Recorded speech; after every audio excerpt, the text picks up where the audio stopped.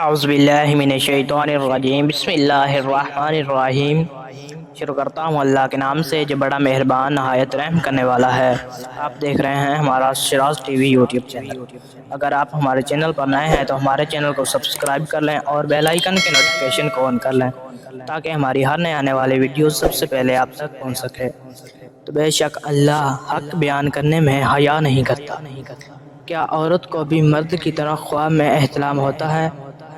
کیا عورت کو بھی مرد کی طرح خواب میں احتلام ہوتا ہے؟ اور اگر ہو جاتا ہے تو مرد کی طرح غسل کرنا لازمی ہو جاتا ہے؟